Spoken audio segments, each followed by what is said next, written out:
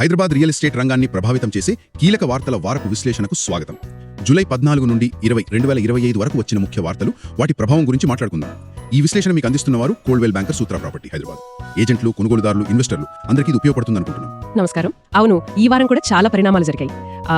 Market trends నుంచి infrastructure, land issues వరకు చాలా ఉన్నాయి. సరే, మొదట మార్కెట్ ట్రెండ్స్ చూద్దాం. ప్రాప్ టైగర్ రిపోర్ట్ చూస్తే ఇళ్ల అమ్మకాలు గత ఏడాదితో పోలిస్తే 6% తగ్గాయట. ఏమంటారు? అవును, ఆ రిపోర్ట్ ప్రకారం కొంచెం తగ్గుదల ఉంది. అంటే ధరలు పెరగడం ఒక కారణం కావచ్చు. అదే కదా, కొంచెం ఆందోళనగానే ఉంది. నిజమే, రెసిడెన్షియల్ సేల్స్ లో కొంత స్లో డౌన్ కనిపిస్తోంది. కానీ అదే సమయంలో హైదరాబాద్కి పెట్టుబడులు బాగానే వస్తున్నాయి, ముఖ్యంగా ఎంఎన్సీలు. ఓ అవునా, ఎలా? వాళ్ళ గ్లోబల్ కేపబిలిటీ సెంటర్లు అంటే జీసీసీస్ తూర్పు యూరప్ నుంచి ఇండియాకి, అందులోనూ హైదరాబాద్కి షిఫ్ట్ చేస్తున్నారు. ఇది ఇంట్రెస్టింగ్. అవును, జపాన్కి చెందిన డైఇచి లైఫ్ వాళ్ళ ఫస్ట్ జీసీసీ ఇక్కడ పెట్టారు. అలాగే యూకేకి చెందిన డాజన్ స్పోర్ట్స్ టెక్ కంపెనీ వాళ్ళు కూడా ఎక్స్పాండ్ అయ్యారు. అంటే ఆఫీస్ స్పేస్ డిమాండ్ పెరుగుతుందన్నమాట. ఖచ్చితంగా గ్రేడ్ ఏ ఆఫీస్ స్పేస్ కి మంచి డిమాండ్ వస్తుంది. ఇది కమర్షియల్ మార్కెట్ కి పాజిటివ్ సైన్. రెసిడెన్షియల్ మార్కెట్ పై ప్రెషర్ ని కొంత బ్యాలెన్స్ చేస్తుంది. సరే, అది కొంత ఊరట. మరి ఇన్ఫ్రాస్ట్రక్చర్ ప్రాజెక్ట్ సంగతి ఏంటి? సిటీ పెరుగుతుంది కదా.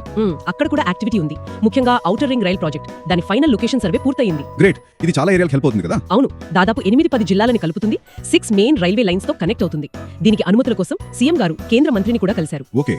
అలాగే కృష్ణా వికారాబాద్ కొత్త రైలు లైన్ కొడంగల్ మీదుగా, దాని సర్వే కూడా పూర్తయింది. ఇది పూర్తయితే గోవాకి దూరం తగ్గుతుంది. ఓ, అది కూడా ముఖ్యమైనదే. ఇంకా ఘట్కేసర్ యాదాద్రి ఎంఎంటీఎస్ లైన్ ఉంది కదా, దాని సంగతి ఏంటి? అది పూర్తిగా రైల్వే నిధులతోనే పూర్తి చేస్తామని కేంద్రం చెప్పింది, స్టేట్ గవర్నమెంట్ వాటా లేకుండా. అది మంచి విషయమే. మరి ఈ సిటీ లోపల ఉప్పల్ నారపల్లి ఫ్లైఓవర్, అది 2026 దసరాకి రెడీ అవుతుందని అంచనా. ఇంకా బాచుపల్లి గండిమైసమ్మ 6 లేన్ రోడ్డుకి ల్యాండ్ అక్విజిషన్ ఫాస్ట్ చేయమని ఆదేశాలు వచ్చాయి. ఇవన్నీ ఆయా ప్రాంతాల్లో రియల్ ఎస్టేట్ వృద్ధికి హెల్ప్ చేస్తాయి. మంచి డెవలప్మెంట్స్ ఇవి. కానీ ఇదే సమయంలో భూ వివాదాలు కూడా బాగా వినిపిస్తున్నాయి. మైనాబాద్ ఎన్కేపల్లిలో ఏకంగా 800 కోట్ల ప్రభుత్వ భూమికి నకిలీ పత్రాల, నమ్మశక్యంగా లేదు. నిజమే, ఈ వారం ల్యాండ్ ఇష్యూస్ చాలా హైలైట్ అయ్యాయి. మీరు చెప్పిన ఎన్కేపల్లి కేసు, ఆ పత్రాలు నకిలీవని రెవెన్యూ వాళ్ళు తేల్చారు కూడా. అంతేకాదు, అజీజ్ నగర్ లో సుమారు 250 కోట్ల ప్రభుత్వ భూమి కబ్జా యత్నం జరిగింది. అధికారులు అడ్డుకున్నారు. ఇంకేమైనా ఉన్నాయా ఇలాంటివి? ఉన్నాయి. చేవెళ్లలో నకిలీ వీలునామాతో 100 కోట్ల భూమి కొట్టేయాలని చూశారు. అది బయటపడింది. బాబోయ్. అన్నిటికన్నా షాకింగ్ ఏంటంటే ఖాజాగూడలో 500 కోట్ల విలువైన భూమి రికార్డులు కనిపించడం లేదని అధికారులు చెప్పడం. రికార్డులే మాయమా? అవును, వాటిని ట్రేస్ చేయమని హైకోర్టు ఆదేశించింది. అక్కడే ఒక రియల్ ఎస్టేట్ ప్రాజెక్ట్ లో ల్యాండ్ టైటిల్ డిఫెక్ట్స్ దాచినందుకు ఒక మాజీ ఐఏఎస్ అధికారిపై కేసు కూడా నమోదైంది. అంటే భూముల విషయంలో చాలా జాగ్రత్తగా ఉండాలన్నమాట. ఖచ్చితంగా, టైటిల్ వెరిఫికేషన్ చాలా ముఖ్యం ఇప్పుడు. ఇంకా భూదాన్ ల్యాండ్స్ అమ్మకాలపై విచారణ కమిషన్ గురించి చెప్పమని హైకోర్టు ప్రభుత్వాన్ని అడిగింది. ఇన్ని జరుగుతుంటే రెగ్యులేటరీ బాడీస్, కోర్టులు ఏం చేస్తున్నాయి? కొనుగోళ్దారుల ప్రయోజనాలు కాపాడాలి కదా. రేరా యాక్టివ్ గానే ఉంది. రూల్స్ పాటించని వాళ్లపై చర్యలు తీసుకుంటోంది.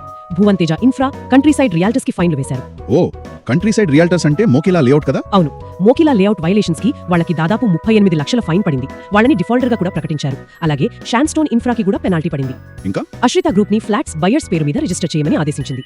మరోవైపు హైడ్రా, ప్రభుత్వ భూముల పరిరక్షణ సంస్థ, వాళ్ళు ఏడాదిలో 500 ఎకరాలు కాపాడమని చెప్తున్నారు. అది మంచిదే కదా. అవును, కానీ అదే సమయంలో కోర్టు ధిక్కరణ కేసులో హైడ్రా కమిషనర్ కి హైకోర్టు నోటీసులు ఇచ్చింది.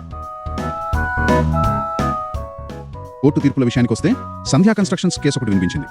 అది సివిల్ వివాదాన్ని క్రిమినల్ కేసుగా మార్చడానికి ప్రయత్నించినందుకు సుప్రీంకోర్టు వాళ్ళ ప్రతినిధికి 10 లక్షల జరిమానా వేసింది. రైట్. సుప్రీంకోర్టు నుంచి వారసత్వ ఆస్తుల గురించి కూడా ముఖ్యమైన తీర్పులు వచ్చాయట కదా.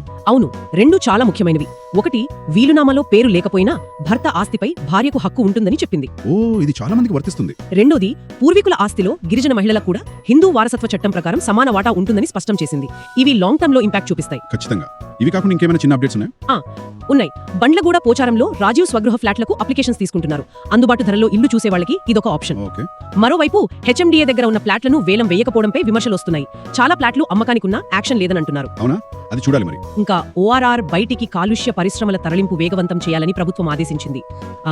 గేటెడ్ కమ్యూనిటీలలో పోస్టల్ డెలివరీ స్టాఫ్ కి ఆంక్షలు ఎత్తివేయాలని జీహెచ్ఎంసీ చెప్పడం కూడా ఒక చిన్న కానీ ముఖ్యమైన విషయం.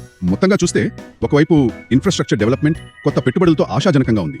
మరోవైపు రెసిడెన్షియల్ సేల్స్ లో కొంత స్తబ్దత, భూ వివాదాలు, రెగ్యులేటరీ యాక్షన్స్, ఇలా మిక్స్డ్ గా ఉందన్నమాట ఈ వారం. అవును, కరెక్ట్. ఇదొక మిశ్రమ చిత్రం. అందుకే బయర్స్, ఇన్వెస్టర్లు చాలా జాగ్రత్తగా అడుగువేయాలి. ముఖ్యంగా ల్యాండ్ టైటిల్స్ విషయంలో డ్యూ డిలిజెన్స్ తప్పని. ఇక సుప్రీంకోర్టు తీర్పులు, ముఖ్యంగా మహిళల ఆస్తి హక్కులకు సంబంధించి, వాటి ప్రభావం ముందు తెలుస్తుంది. ఆస్తి లావాదేవీలపై దీర్ఘకాలికంగా ఎఫెక్ట్ ఉండొచ్చు. సో ఇవ్వండి ఈ వారం హైదరాబాద్ రియల్ ఎస్టేట్ ముఖ్యాంశాలు. ఈ విశ్లేషణ మీకు నచ్చిందని ఆశిస్తున్నాం. ఈ సమాచారం మీకు అందించిన వారు కోల్డ్వెల్ బ్యాంకర్ సూత్ర ప్రాపర్టీ హైదరాబాద్. మరిన్ని వివరాలు కావాలంటే మా డైలీ పాడ్కాస్ట్ వినండి, లేదా స్థానిక వార్తాపత్రికలు చూడండి. వచ్చే వారం మరో విశ్లేషణతో మళ్ళీ కలుద్దాం.